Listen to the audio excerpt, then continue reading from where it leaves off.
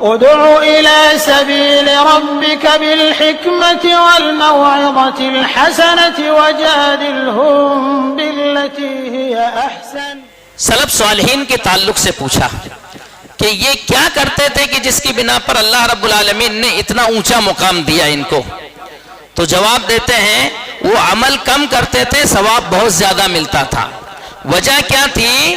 کہ ان کے دل گندگیوں سے پاک تھے. سبحان اللہ.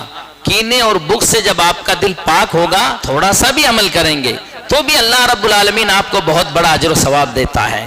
دیکھیے یہ جو کینے ہیں نا بھائیوں اور بغض ہے، یہ حسد.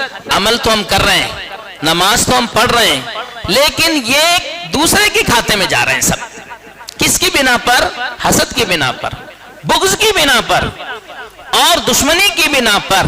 اور بھائیوں یاد رکھو، عبادت کے اندر لذت اس وقت تک آپ کو نہیں ملے گی جب تک کہ آپ کے دل کے اندر کینہ اور حسد ہے. نماز تو پڑھتے ہیں، اس کا کوئی اثر ہی نہیں ہو رہا ہے، نہ چہروں پہ اثر ہے، نہ دلوں پہ اثر ہے، نہ معاملات میں اثر ہے، کچھ ہو ہی نہیں رہا ہے.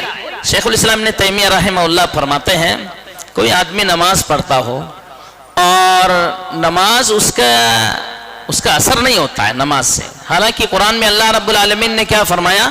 ان الصلاۃ تنہی عن الفحشاء والمنکر، کہ نماز برائیوں اور بے حیائیوں سے روکتی ہے. اب شیخ الاسلام نے تیمیہ رحمہ اللہ کیا فرماتے ہیں کہ نماز تو پڑھ رہا ہے لیکن اثر نہیں ہو رہا.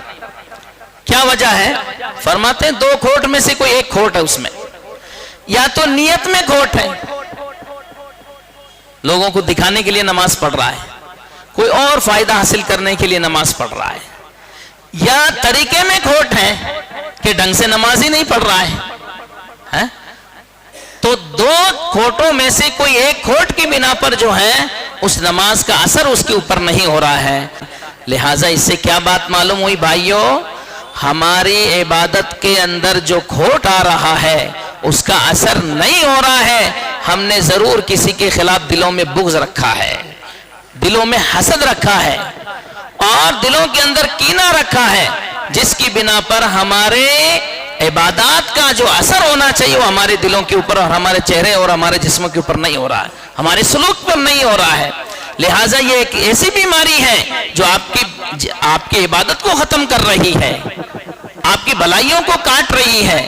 لہٰذا دل سے جب تک آپ کینہ، بغض اور حسد نہیں نکالیں گے تب تک جو ہے آپ کامیاب انسان نہیں ہو سکتے دنیا اور آخرت کے اندر.